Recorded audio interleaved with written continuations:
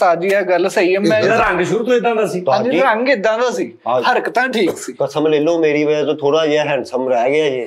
ਹਾਂ, ਨਹੀਂ ਤੇ ਤੁਹਾਨੂੰ ਇਹਦੀ ਪੁੱਠ ਸਿਰ ਦਾ ਨਹੀਂ ਸੀ ਪਤਾ ਚੱਲਦਾ। ਜਿੱਦਾਂ ਖਰਾਬ ਰੋਡ ਨਹੀਂ ਹੁੰਦਾ ਸਾਡੀ, ਉਹ ਦੁਕਾਨ ਵਾਲੇ ਸੁੱਟ ਦਿੰਦੇ ਏਦਾਂ ਹੀ ਆਉਂਦੇ ਜਾਂਦੇ ਆ।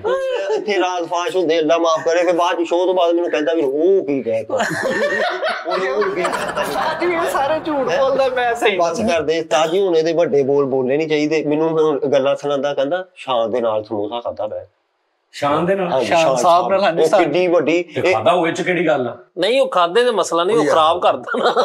ਨਹੀਂ, ਉਹਨੇ ਪਹਿਲੇ ਖਾਧਾ ਹੋਣਾ, ਨੇ ਬਾਅਦ ਚੋਂ ਖਾ ਲਿਆ ਹੋਣਾ। ਜ਼ਿੰਦਗੀ ਭਲਾ ਸੀ, ਗਰੀਬੀ ਚ ਨਗਾਈ ਨਾ ਮੈਂ ਤੇ ਇੰਨੇ, ਲੇਕਿਨ ਅੰਜਵਾਏ ਤਾਂ ਜੀ 50 ਰੁਪਏ ਮੈਂ ਘਰੋਂ ਲੈਣੇ, 100 ਰੁਪਇਆ 50 ਰੁਪਏ ਇਹਦੇ ਕੋਲ ਹੁੰਦੇ ਮੇਰੇ ਕੋਲ। ਹਾਂਜੀ ਤਾਂ ਜੀ, ਅਸੀਂ ਸਾਰੀ ਦਿਹਾੜੀ ਮਾਹੌਲ ਚ ਹੀ ਰਹਿੰਦੇ। ਪੈਸੇ ਨਹੀਂ ਸੀ ਸਾਡੇ ਕੋਲ ਮੁੱਕਦੇ। ਕੋਈ ਕੰਪਿਊਟਰ ਦਾ ਆਰਡਰ ਆਇਆ ਰਹਿੰਦਾ ਸੀ, ਕੰਪੋਜ਼ਿੰਗ ਦਾ, ਲੱਗੇ ਰਹੀਦਾ।